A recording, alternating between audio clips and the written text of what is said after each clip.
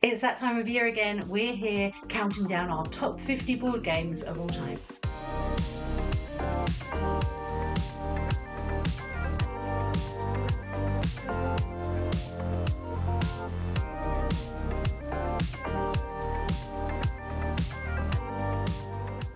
Hi, I'm Julian, this is Libby, and together we are BoxedMeeples. So yes, it's been a year since we last did this. Yeah, crikey, that flew by, doesn't it? It has, and we've played more games. We have. We had different board game experience. So how has that affected our favourite board games of all time? I mean, I think it's made doing this list harder than it's ever been before.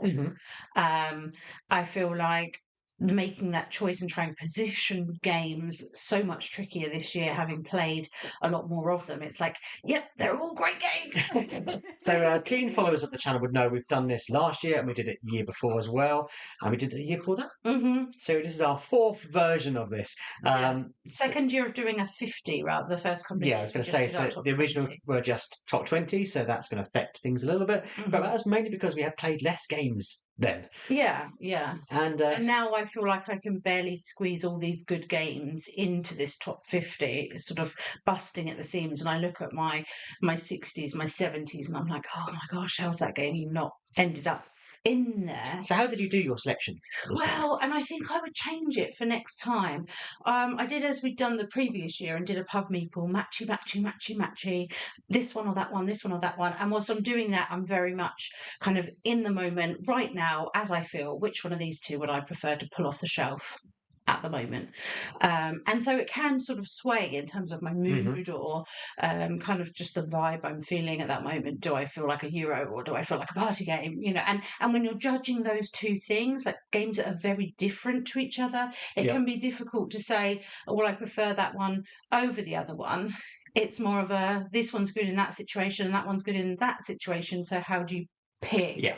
And I think maybe in the future, I had to do quite a lot of rejigging when that had come up through, because I just thought it just didn't seem right to me. So I think in the future what I'll do is make sure I've rated everything on BGG and go through and take all my sort of 9s and 10s or whatever and then sort of shuffle them around in some sort of order from that, rather than kind of go through everything I've ever played. But the way I did it was slightly different. I looked at last year's list. Of course you did. And looked at what I played. And looked at the new games you played since. Where does that fit in? Do I like that more than that? So that was my process. I did do. Did you shuffle the games that you from last year? There has been some movement around. Right. Yeah, I did do the pub meeple. If you don't know what pub meeple is, it's a website. It basically just poses: do you prefer Nemesis or do you prefer just one? Yeah, I mean, it doesn't have to be board games. You can put your favourite beverages in. You could just anything. All sorts you can of just match things up. Yeah. So that's how in the past I built the original list. But this time I just looked at last year's and was like, I preferred that game to this one. That probably goes in there. Yeah, and I suppose actually that's more sort of time efficient, because you know that the games that you've played previously, sort of these have made my top 50, and we know that we've played X number of new games this year, some of which are going to edge into that. So unless there's a few gems that we've got back to the table that have sort of crept back in, the majority is going to be within that logic, I suppose. Well, shall we get into it? Yes. So we are now going to list 20 games. There might be some overlap between us, and if you like the look of any of these games, the first place you should think about going to is your friendly local game store, and we go to one in the southeast of England called Chaos Cards. Yep, so there will be a link in the description to with a discount code there, so if you do shop online, then you can use that for a few pennies off. I will say apologies for any squeaking. Our dog is having a wonderful time with his new toy. And of course, if you're first time watching us, if you haven't seen us do any of these lists before, any of the other content that we do regularly on the channel, we post things about board games 2-3 times a week. Do have a think about subscribing to us now whilst you're watching, maybe even clicking the bell so you make sure that you catch the rest of all of our top 50 whilst we're doing it, because this is the first one. Yeah, so do you want to go first? Sure. These are board games from 50 to 41. They are. So my number 50 takes us back to television watching on a Sunday evening, that sort of comfort feeling, and we're going back in history a little way. I mean, some might say Jane Austen, some feel like it gives you the more Downton Abbey vibes. This is Obsession. And there was a while where I was fully obsessed with Obsession. Mhm. And I think that sort of waned teeny tiny bit, but I do still absolutely love the game. I love that vibes of like, oh yes, let's go out for balls. Two of us can go and have a tennis match, Mhm. darling. And you're picking up all these different types of rooms for your estate. And of course, you've got to do the fancy voices, whether it be the Dowager Countess or just some fancy person. I love looking at the characters in the cards and just seeing whether they're a bit of a dodgy one, or whether they're sort of going to bring you prestige to have you host them in your estate. And you're building out libraries and sporting venues and all these sorts of things, building out your estate and trying to get as many points as you can by impressing those Fairchilds. Mhm. And so it's really important whether you do the village fete, whether you impress the Fairchilds throughout the game, and how much money and prestige you're getting on that journey. And I just love the vibes that it gives you, and sort of that sort of thing. I think Yeah. it's a fun game. There's a lot of options to think about, scoring cards and things like that. It's a really luxurious production as well, and obviously being British, it strikes a chord with us because we just walk outside the house and suddenly there's a stately home in front of us because that's what it's like Yeah. in Britain. And in this game, we can pretend to be that posh. Yeah, we really are that I mean, posh. Yeah, I'm not going to talk too much about it because it'd be on my list further down. I love Obsession 2. It's inevitable. I love the film Back to the Future. I love the whole series, in fact. So there's always going to be a Back to the Future game on this list, but I fear this might be the last time. I am we feature surprised that this. you've come in at number 50 for that. Well, this was originally, I'm just checking here, number 10 when I first did the list of Yeah. 20. Then it was down to 19. Then it was Right. 42. It's now number 50. Oh, it has been dropping off. Because I love the theme, and that carries this game. This is a good game. Obviously, it's number 50. It's one of my favourite board games of all time. Yeah, I mean, I don't dislike Back to the Future, but I'm not a fan in the same way. Mhm. But I still think that this is quite a good game. Yeah. Like, it's got, I It's- like achieving all those objectives that you've got to do, and sort of almost like fighting fires with it. Yeah, so it's a cooperative game, inspired, I think, by Pandemic because you're trying to do multiple things with an end goal in mind. Obviously, it has all of the familiar characters from the Back to the Yeah. Future, focusing on the first game. And what's good about this game is lots of Back to the Future games, I've got them all, focus on the time traveling part. This doesn't really do that. This just says, okay, you're in 1955, you've got to get George and Lorraine together, avoiding Biff and getting the time machine to the right place at the right time. And I love how it does echo the film. It has got familiar things, the photo disappearing as you progress through the game. You're collecting items to fix the DeLorean to get it into the right place. You're playing as Doc, you're playing as Marty. Bizarrely, you're playing as Jennifer, who didn't actually go back to 1955, but let's gloss over that. And it makes a good game of it rather than just being a game based on a fantastic film. On its own merits, like you're saying, it's a good game. Yeah. I really like the art of it. It hasn't got nasty stills from the film that kind of grainy and horrible like you see often in these kind of IP games. Obviously, it's all new art throughout it, and it's consistent across all of the bits in the game, which I always like in kind of IP based games. Yes, yeah, for sure. So yeah, while it's probably on the way out of this top 50 list, it's always going to have a special place in my heart as being the best Back to the Future game. Seems like we better do 100 next year. Do you think you can fit that in still, right?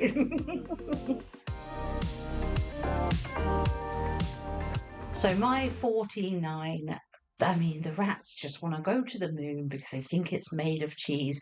And if that theme isn't going to win you over in its sort of quirky cuteness, then I mean, what else is, right? But I really like the way you're sort of managing how far you can move, trying to move more than one rat at the same time to land on the same sort of spots and double up your bonuses. There's light bulb track is really interesting on that one. And whether you're choosing to race up to the top and make yourself a ratanaut, or whether you're thinking, actually, I'll take that and then I'll restart with them to sort of regain more things, more bonuses. And there's loads of different ways of scoring and sort of placing the markers on, whether it's trading in tenchies, whether it's running around the burrows, or as going into space with your rats and all of that kind of thing. So I like that there's lots of different options. I think the theme is fun, and I think that mechanism with moving those sort of rats or meeples is an interesting one. So it's a fun game. Yeah, it's not on my list. What would be? It's very high on my possibles. It would be an honourable mention if we were doing those. I just like the idea of, the theme of it is fantastic, and then you're going around collecting kind of random bits to build this kind of rat rocket. Oh yes, I'd almost forgotten. Like they make their rockets out of absolute trash, bottle don't caps they? and It's like baking tins powder of and spinach and lemon juice and baking powder, as if that's going to get into the moon. And they haven't even thought about once they get to the moon, how are they going to get back? You It's know, going to live there with with their some lemon cheese. juice. Yeah, well, what happens when they've eaten the moon? How are they getting home? But I I like haven't thought about that. obviously it's a ratchet system. You're always going forward until you get to the bit where you can steal from the From various the other shops and characters, things. and then you go back to the beginning. But obviously, it's more strategic to do that.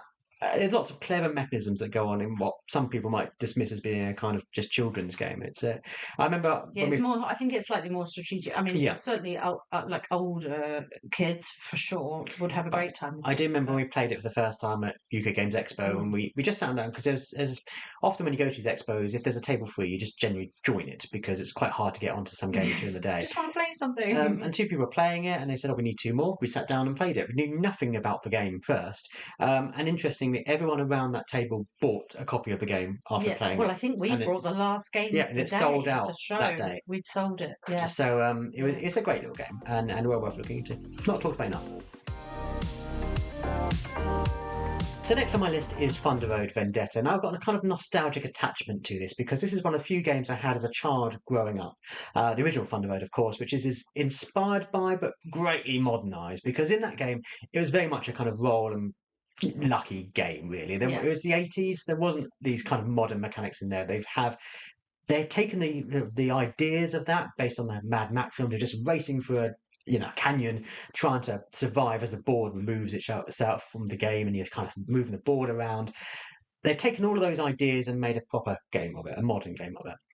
And every time we've played Thunder Road Vendetta, we've had such a fun time. Now, this isn't a game you should ever play if you hate random luck. No, it's got that silly party vibes to it. It's not overly long, so it doesn't outstay its welcome, but you need to be happy with someone just sort of happens to land on top of you and you're out of the game. Yeah, and I think that's what makes some of the fun and laughter happen from it. Is like, oh yeah, I was actually skidding out myself because I got damaged, but in that I've ended up hitting you, and so that's taken you out of the game. Whoopsie. Yeah. I've had the biggest laughs playing this game probably in the last year of any board game. It's just so silly and so fun. And what's even funner is if you're playing it with someone who doesn't like that random chance, and they're like, so I've been knocked out through. How could I have stopped that? No, you couldn't. That's just the game. That's just what happens because one player bounced off a roof, which bounced onto another car, which bounced towards you, and then he landed underneath a helicopter and blew up. Sorry about that. If that sounds like a game you'd enjoy, Thunder Road Vendetta is a fantastic game. And when you add in some of the expansions, it does make it a little bit more strategic. There's a new version of it coming to Kickstarter with even fancier miniatures you can use. Gosh. And I just find it so fun to play. So this next choice is more about the fun times that we've had playing it this year. My Gold Mine. So this game is more about sort of, as Vendetta was, the vibes and the fun that we've had playing it this year, and not just family fun. We've played it, with adult gamers and things as well. When that dragon comes barreling on down, and you get a dragon card and a dragon card, and you think you've sort of gauged it okay, you're going to be safe till the next round, you hope, and then all of a sudden it's coming, and you're torched. I mean, it's just so funny. Again, like Vendetta, like you have to be open to that, just a little bit carnage that might ensue, and if the group is happy to sort of embrace that and make fun of that, whilst also trying to do some occasional sort of strategic moves, or if I pull that exit card that's got 3 gold nuggets on it. The only reason I picked up an exit card is because I'm a little bit worried that I'm going to get torched, but 3 gold's a lot of gold to pass up. And I like the way that it's done in 3 rounds, and in actual fact, if you end up getting torched both of the 2 rounds and you go into the 3rd round with nothing, there's still a chance you could win. You're never out of the game, even though there's sort of 3 games in the one game. It's all about the 3rd round, and if you can either set yourself up for that and go in with a lot of gold and think, well, I can just play it safe and just hang about a little bit. I don't need to. As long as someone kicks me out of the mine, I can just hover a little bit in a safety zone. I don't need to go too crazy, because you've got this backup. Or if you're there having come in with nothing, you can still kind of think, right, I'm digging for the gold, and I'm not going to get torched this round. I mean, it's such a great family game. It's such an unassuming game. You look at it and go, well, how good can this be? It's fantastic. It's a proper kind of push your luck, risk and reward type game. Yeah. And it's great for travel because it's just a small little box. Holidays and things like that. Or we played it a lot over the Christmas period with friends and family. So a bit of an all-rounder. I mean, lighter than a lot of games that I would go for, but we've just had such fun, laughing with it and playing it with all sorts of people, non-gamers as well, because it's not hard to teach, it's not hard to pick up. So we just had a lot of fun with it. So it felt like it justified a little place. Excellent.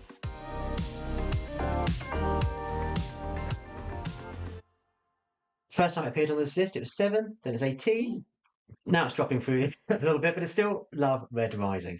Gosh, that is a bit of a drop, isn't it? Now, this is obviously a hand management game where you're trying to get the best combination of cards that work together to give you the highest points at the end of the game. And it's based on the Red Rising books, the series of books. And having read those, I now appreciate the characters that appear in them and the way the cards work together a lot more.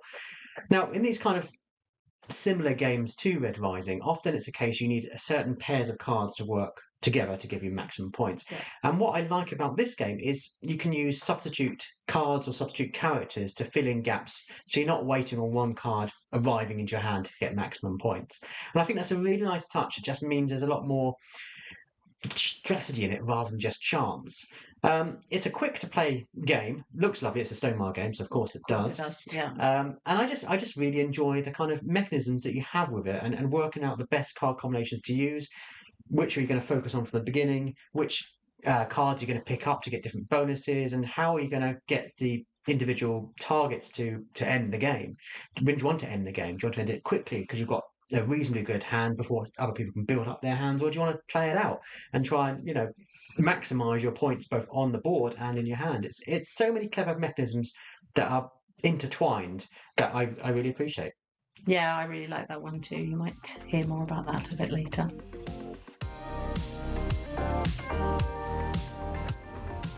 Next up for me is Frosthaven, and I think I've kind of bulked in together the Gloomhaven, the Jaws of the Lion, and given them one listing. At the moment, we're playing Frosthaven, so I felt like that was worthy of the actual name tag.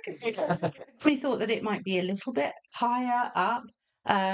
We played through all of Jaws of the Lion. I really enjoyed that, having fun with that. We're sort of early-ish doors on Frosthaven, which I think maybe is why I've been a bit cautious about the numbers. I'm waiting for it to rack up, for different scenarios to happen, to maybe upgrade characters and see what new things they can do and add that bit more excitement to it. I mean, I think the first couple of missions you're just sort of, kill all the enemies and then you'll win. And what I really liked in sort of when we were playing Jaws of the Lion was when there were missions and it's like, there's these weird obstacles, you've got to do things in a certain way, or this different puzzle, and we're getting to that stage now. So potentially it could move higher up. I'm not sure that in its core it's ever going to be my absolute favorite type of game, so it might not crack right up there because I am at heart, I think, a bit more of a Euroer. Yeah. But I do really appreciate that the card play and how you're trying to marry up the top half and a bottom half and maximise use, not use the kind of discard cards, keep enough in your hand to sort of continue out the rounds and try and use your special powers effectively. I find that really interesting to do. So yeah, I'm enjoying that. Yeah, I am enjoying it way more than you, so it's going to be much higher on my list. Hanamakoji. It's an oldie, but new to this list. I used to play it a lot a few years back. And it's always been a kind of one of my favourite 2-player games, particularly. And it plays really quickly, so good to have at the end of the night if you just, someone else is still there and you're like, let's play Hanamakoji. Yeah, we've travelled with it quite a lot this year, so we've played it quite a bit. Yeah, but I had trouble getting hold of it. I remember saying to you hadn't played it, how much I enjoyed it, and then a Kickstarter came around with Geisha's Road, so you could get both of them together with all of the expansions you could get for Hanamakoji and a nicer version with new cards and different things to move around. I was like, well, this is the ideal opportunity for me to get this. And since getting it, we've played it loads. We've played it, I think. In the Kickstarter edition, you've got obviously all the expansions, and we've used those to kind of vary the game a little bit, but we haven't really explored the full potential of all of those, although it just adds variety. Haven't really explored Geisha's Road, but I feel slightly that that's just complicating what is at its very essence a very pure, very simple game of trying to manipulate your opponent for your own benefit. Yeah, I mean there's not a lot you have to do in this game, but there's some tough choices, and knowing when to take which action to sort of leave you with the upper hand can be super tricky. Because you always can read the cards. Obviously, there's one removed, so you don't know everything that's there, but you can kind of play the odds. And it's similar to games. Another game I really enjoy is Tussie Mussy, not on this list, where even when you're laying down cards, you're trying to lay them in a way that gets your opponent to take the one you want them to take, and that's just fun. I love the theme of it. The mind games. Yeah, I love Japan. I like that kind of historic Japan era. So games like that are always going to be appealing to me. But it's just like you said, we've taken it with us to play at restaurants and bars because it's a small little package, but has a lot of fun decisions to make. So yeah, Hanamakoji's right up there.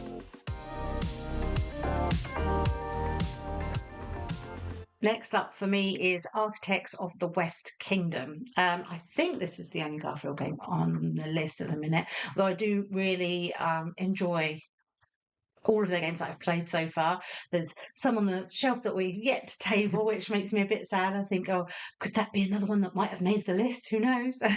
But what I really like about Architects, I find it really interesting that you're placing out these workers. Obviously, you're gaining whatever reward the spot is gifting you, and the more workers you put on that spot, the more stuff you're getting. Excellent, that's great.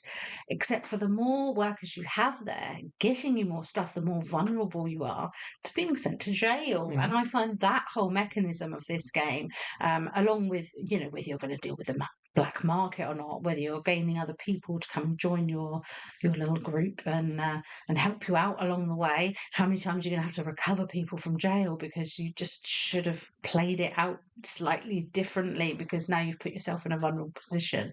I really enjoy this one. The jail mechanism is so much fun, and I love the fact you don't. Normally in a worker placement you have that retrieve mode, but you don't in this. So once they're out on the map, you're kind of committed to there, hoping that eventually they'll come back to you through chance. And I like we were saying with previous games, it's about those mind games. It's like trying to read your opponent, going, okay, where do you need to go? Because unlike other games like this, you don't block spaces. So people can still come there and influence the game. And I think that's kind of fun for worker placement. Yeah, that is really good. Now, we love Stonewall games. We do. Already mentioned some so far. I was going to say, you've already had them on your list already. And, there's going to be more coming up. But wouldn't it be great if there was a game that just celebrated Stonewall games? Rolling Realms. It's my favourite roll and write game, and I like it even more now. It incorporates other games from different publishers. A lot of our favourites. Lots of variety in that. Oh, in there. And what I like about this is like you said, the variety. You're basically drawing 3 realms, and you're playing with those together and rolling dice and marking out these scores and trying to complete different objectives on each of the different cards. Now, some of them are quite simple to achieve maximum points on. Some are quite tricky, but it's all about working out where am I going to place those dice that have been rolled, and which the realms am I going to focus on, and how do I use this combination of dice to best effect, and hoping that your opponent, who has the same realms, hasn't thought of your method as well. No, I always find it interesting that we never quite do it the same way. We always choose to do a different action with that. So we get the same numbers, the same cards, but we're always going down a slightly different Theoretically, path. we could have exactly the same actions. Mm-hmm. It never happens though, and I find that really interesting. Yeah. Which you focus on? Do you focus on one realm and get maximum points from that, or do you spread about and try and get them all? Obviously, you need to move between the realms as you're playing, but yeah, you could just focus on two theoretically. I've got lots of fun memories of playing this game with you, and it's super light. Literally, you can just probably fit it into your back pocket. All you need to do is carry the realms you're going to play. Don't Yeah, need to you take need them a all. pen, and that's And a it. pen. You can have a digital version of the dice, and you're good. Yeah, we played it a lot on traveling planes and things like that because it is easy, accessible. It doesn't take too long. So, if you're waiting to board or something like that, then it's an easy one to get out. And you can tell its origins. Obviously, it was created during lockdown to play remotely between people, and you can still see those origins of it, which does mean you can still play it remotely. Yeah. As long as they have the same realms as you. And what I've been doing, which is quite fun, is Jamie Stegmaier on his YouTube channel plays 3 realms, and you can essentially play along with him. So that's a kind of fun way of just playing that game. I'm looking forward to this year. New versions coming out with entirely new realms and seeing how they interact with the other ones. But right now, it's a good one to take with us. Excellent. Next up for me is Zaya Legends of a Drift System. Now, this is a sort of a space-based go out and be a bit of a rogue, I feel like, in this one. It gives me that sort of Firefly vibes, but more of, if you were in the program, the Firefly, the game, is a bit more of a pick up and deliver, go and do this. But this gives you that kind of like you're on the ship, you're going out. You might be doing some bad stuff. Who knows? But you're exploring all these tales. I love how it can be a bit random. Yeah. You may explore and discover the sun. Yeah, like you might turn over a thing and you're like, oh, getting a bit scorched here. Or you might turn over one and end up being in some sort of wormhole. And how you kind of travel around to get the things that you want and how you best manage that. I mean, one of the games we had, you were definitely roguing about. I didn't care about protection around planets. I just flew through it. Yeah.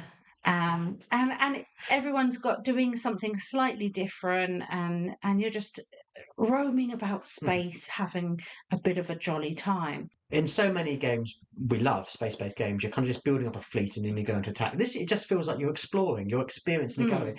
And I love how the galaxy is kind of lived in. It feels like a real place. If some little ships just moving around, doing there's some hunters and there's some police moving around, and how you interact with those. Yeah, this isn't just on to fill up a board when you're playing 2-player. This is on all player accounts. Oh yeah, like moving around, and whether you're willing to interact with those or whether you're going to change your path for your objective to clear out of the way of these guys that are sort of roaming around suspiciously.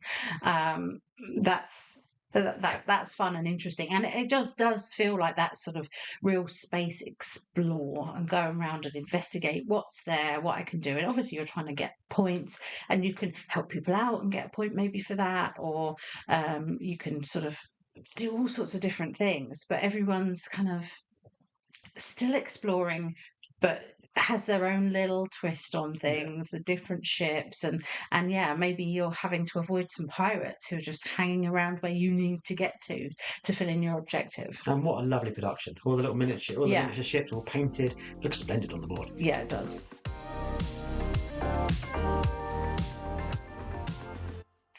I think worker placements is one of my favourite game mechanisms. And Endless Winter Paleo Americans is a really great worker placement. What I like about worker placement games is when it does other stuff as well. You're not just going out and you're just collecting resources and then you can meet achievements. Great for kind of entry level, but I like a bit more complexity there. And this has got so many other things going on around the board that you need to pay attention to. and you've got objectives you need to fulfill while doing that kind of worker placement. And it has got the kind of grande worker equivalent when you're sending out your chieftain, and Yes, he's got a miniature, and he's able to do much more powerful moves when he's on different locations. It's a game I feel we need to play more, because I feel like we've only really scratched the surface of Yeah. what is probably a fantastic game, and I think it'll rise higher once I get to know it better. Yeah, certainly we've got quite a few modules that we've tried, definitely one of them, but there's quite a few more modules in there that we still need to add in. I will stay relatively quiet about Okay. this one, because you might see it at some point on the list. And I think it's one that's going to really climb the more we played it. Yeah, for sure, for sure. I do love how it's got those different things. As you said, you've got tracks to go up, you've got card matching to do, you've got stuff going on about where you're placing tents. Like there's lots happening, which is great. Next for me, which I have a feeling is going to be later in the list for you, is a game that we started playing recently and have fallen in love with it a bit. It's Outlive, and we do like that kind of post-apocalyptic sort of theming of it. But this one's really interesting with the different power of your people that you've got in these different bases. They're going out, they're trying to scavenge for food, they're trying to build up their kind of shelter that you've got going on, which will give you all different abilities, different actions that you're trying to kind of make sure that you can keep running. You've got to keep feeding your shelter with the food, the water and everything that they all need to keep everything running and going on. But obviously you also want to try and get as many points as you can. So sort of, can you get and pair up the correct types of tools that might be helping you? Like maybe you need a shotgun because there's some dodgy people around, and you might just need a gun. You might want to hunt for a bear, and they can be tricky. So and where you're placing your sort of higher power to maybe sort of bully the others into into giving you some of their food or water. Because you've got a big shelter to provide for them, and they just don't need the resources as much as you. It is really interesting puzzle in terms of where those power of the people, what you really need, how you're going to make sure that the end of round is going to go okay, and you're not going to lose abilities or stuff that you've been building out for because you just can't run that engine. But also the position of your people and how far you're able to move each of them, so how you can get to where you need to be, is interesting as well. So yeah, really enjoying that one. We've managed to get that deluxe version, which we picked up at UK Games Expo in the summer. And it's got these nice pieces to it and things like that. And I know that there is even more for the game, so I feel like that's going to end up happening soon with an underwater expansion. Well, like I said, I love worker placement games. This is a good one. Yeah. I'm going to be talking about it more, probably in a few videos' time. Told you so. I really love Star Trek The Next Generation. I've got so many kind of fond memories attached to that growing up. It was a real appointment to view for my family, and we sit down every week and watch the latest episode. So seeing Starship Captains in a way it kind of parodies and makes homages to both that and obviously different Star Trek elements really appeals to me. Now, this is a fun kind of quick to play, quick to explain, quick to table game. Where you're just exploring the galaxy, you're taking on the non-Klingons, and you're upgrading your ship because you start off with a slightly rubbish ship, and you need to quickly improve that to kind of achieve your goals.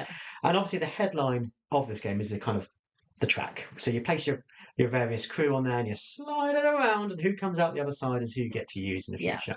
You've got those grumpy androids as well, of course. You do. Who are happy enough to just contribute to missions. They're not going to do great other things. And I think lots of games we're talking about, we have a fondness for because of the stuff that goes on around the games. And the game designer for this, Peter, we kind of met because I contacted him and said, this game looks fantastic. Can I play it at the Games Expo? And he's like, sure, come along. And with Peter, I've got such a close friend. We've talked ever since then. We've messaged each other fairly frequently.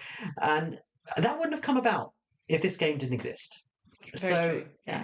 For me, it has that fondness that just goes beyond the game.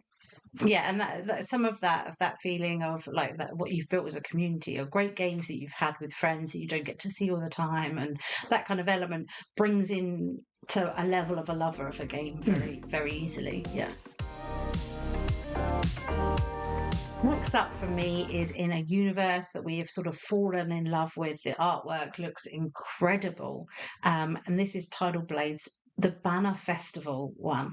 And it's sort of like trick taking in a way. You've got these sort of trump cards depending on where you are around it. But the thing is, you don't always want to win the trick. Sometimes you do want to come first because you'll get to move your ship about, and then that gives you these bonuses. But sometimes you want to come last, and if you can come last with a high card, you're going to get a really good bonus for that. And then sometimes you do want to come middle ground because that will let you do something else that you want to do. So it's not sort of trick taking in that I just want to win all these tricks like you do see in some of the sort of basic card games. This is actually, which of these actions do I want to achieve this term, and how am I going to best use my cards to try to land where I need to be. And I found that really interesting. I thought that it works quite well at 2. Yeah. Unusual for a trick-taking game, for it to work so well at 2. And you add in another element, but it doesn't feel like you're doing like an automa. It feels like a natural part of the game, I felt, which some of them can be a bit like, oh, have we taken the third person's turn? This doesn't work out like that, so it works really well. It's very integrated into your kind of player turn, so it feels like that's just what you do. And again, you're doing different things, like you want to put your banners out, you want to collect the fruit, you want to try and take advantage of your high carded, particularly because they're more powerful powers in order to be able to get stuff. You want to progress your craft around and get around the turn.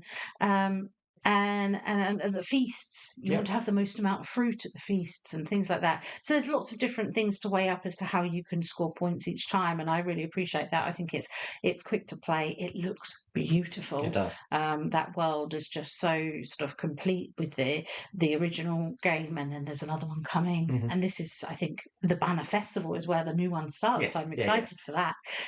But obviously, I haven't played that one yet, so that one's not coming on this list.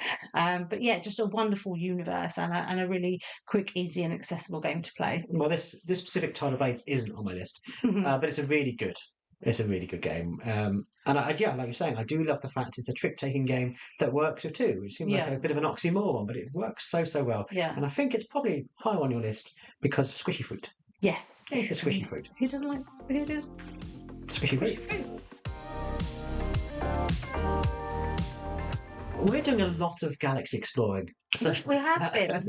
It's not the only space games that are going to come on this top 50, but I mean, we have covered quite a few. Yeah. And you've obviously got another one. Yeah, so Tiny Epic Galaxies. I really enjoy the Tiny Epic games. Some are better than others. Yeah. This is my second favourite. So there's another one coming up. But this is a really great, quick to play game. That's just like all the Tiny Epic games. A lot of these kind of comments can apply to so many of them. Clever mechanics. Yeah. Intuitive mechanics. But the kind of headline for this one is obviously the follow action. When you take advantage of what your opponent has done and you didn't sacrifice a bit of culture to do it, you always want to have a reserve of that, to then advance yourself around the board, mimicking their actions. And if you play it really well, essentially getting a better turn than you would have played on your turn. Sometimes. And it's really clever how that works when you're racing to kind of populate the planet and get those into your control. That's going to give you an extra action. So it's really clever how you take advantage of that. And that works both with 2 players when you have those mind games. Again, you often have in 2-player games, but also really well in bigger player counts, because then you've got more opportunity to spend your culture. But once you have spent it, you can't do it again. So when do you use it? When's the best time to? When's your opponent going to do an action that's really going to benefit you? I like all Tiny Epic games. Small box, big game. And they're not always, small on the table, are they? They fit in a nice compact thing, but they've got more going on. Yeah, it's deceptively deep, like so many of the good ones are. And you really feel like you're playing a bigger kind of big box game. Obviously, it's not Eclipse, nor does it even intend to be. But you do have a feeling of that kind of space exploration in a quick time scale that's quick to table, quick to put away, and often just what you need for a busy evening. Now, this next one might be one of my favourite social deduction games, and they don't always. I mean, I enjoy them when I play them, but they don't always, you know, come in that high for me. You Social don't reach deduction. for social deduction games on the No. shelf usually. But Hollywood 1947, I kind of do. We've played it so much over the last sort of year-ish. But I mean, over the summer, we're playing it at family. We've played it at gaming groups. We've played it lots of different types of people, including non-gamers, which has been fun to be able to do that. I think the theme of that brings people in. The theme I enjoy about this.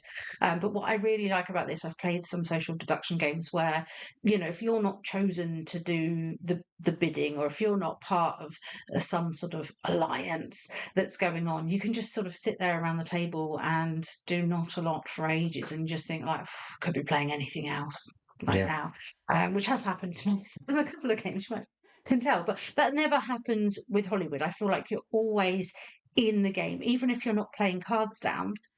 You can be trying to ascertain what's going on. You can be asking people for new cards, for another roll of the dice. You're always interacting with all of the others around the table, whether you happen to be of one of the baddies or the goodies, or whatever's going on, you can manipulate things. There's always going to be cards that come up throughout that mean that you're changing roles, or that you're getting to roll the dice again. It keeps things moving, and that theme and the artwork of those films and things, and you can say, oh, yeah. Well, why did you pick that film? Oh, well, the cover was so good. You could not pick it with that cover, could you? And then just see people's response to that is always quite funny.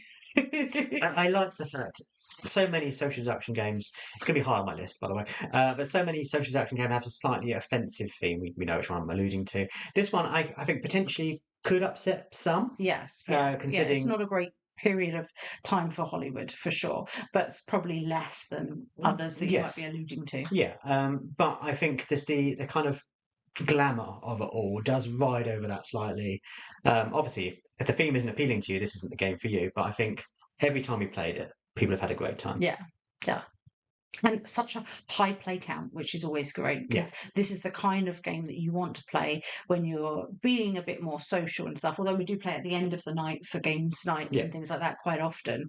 But it does go to a high play count. So if you have got quite a few people over and you just want to sort of hit into a game at some point during the evening, it does accommodate. Yeah, it's nice to involve everyone sometimes. Yeah.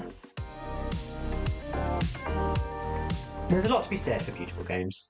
And Flamecraft is indeed an absolute beauty of a game. I love that kind of Studio Ghibli inspired art that you get in this game. But what is better about this game is just how lovely it is. Yes, yeah. It's a truly family friendly game in that most actions you do help opponents. If you visit a shop that a dragon already is, you give them some stuff because they're already there. If you visit a place, you can upgrade it. You can just make it better for everyone. And I love that kind of feeling of just, I'm helping you, but I'm helping myself more. Yeah. And it's those sort of things that make tabling games, often as a family, really appealing. Where, yes, you have a winner at the end, but often it's like, well, have this. Thanks. It's accessible. It's simple to play. It's simple to explain, which obviously makes it perfect for family play.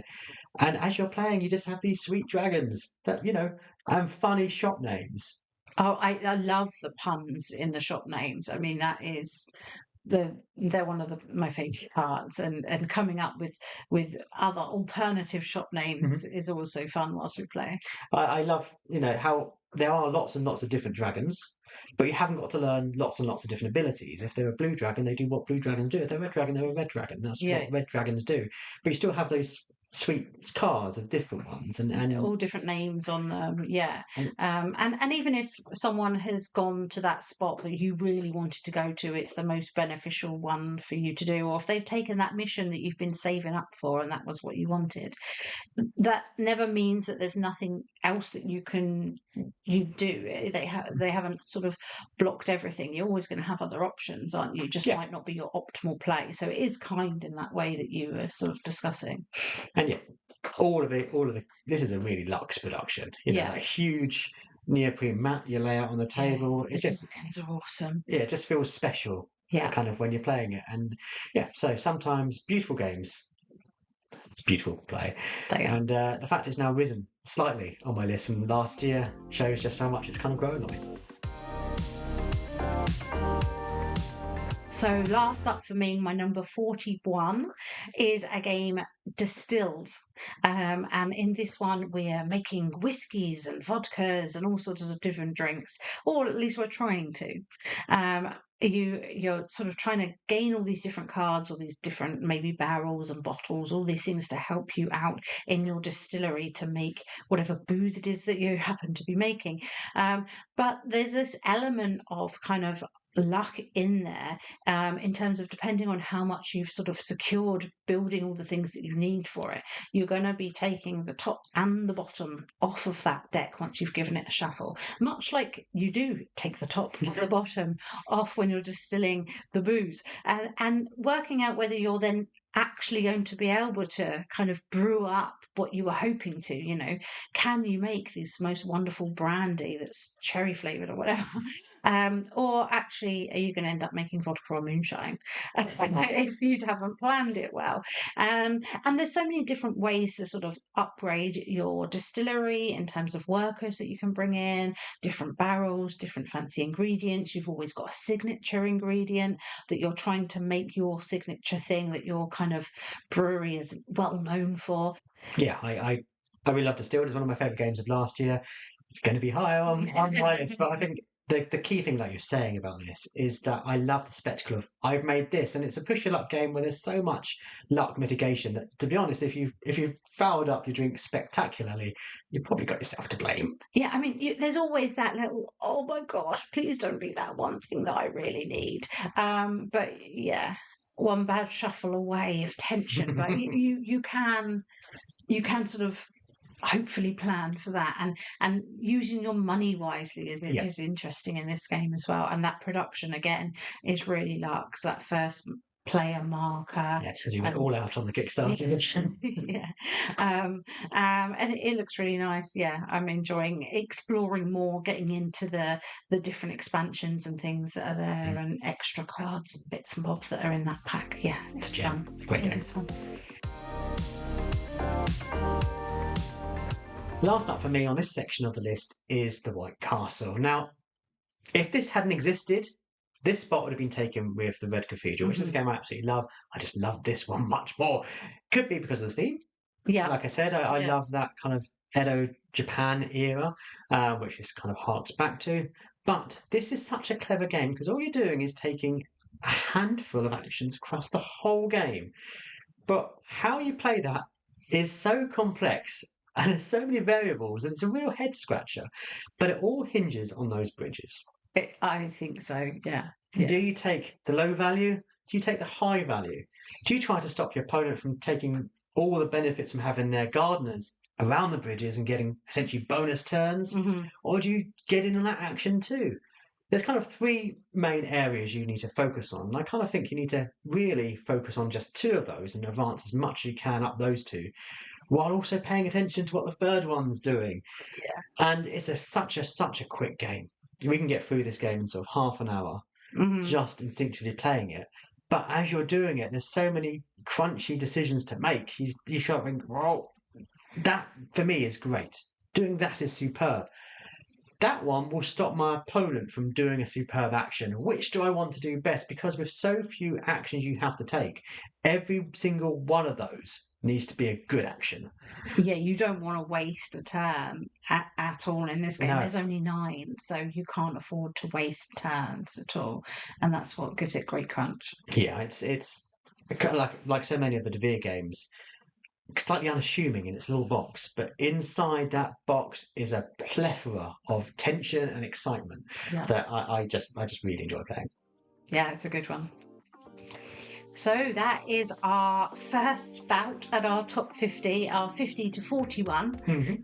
Hope you've enjoyed some of these choices. What's your favourites on this list? What are you hoping yet to see in future lists? And talking of future lists, of course, please, as I mentioned earlier, do consider subscribing, ringing the bell, all of that stuff to catch up with the rest of the list that we have coming up for you. Yeah, we're going to be posting them regularly, and fans of our channel will probably already know what's likely going to be high, but maybe there'll be some surprise in store because we've played some fantastic games last year. Have they knocked the big hitters down? We'll see. Watch and find out. But as always, thank you so much for watching. Bye.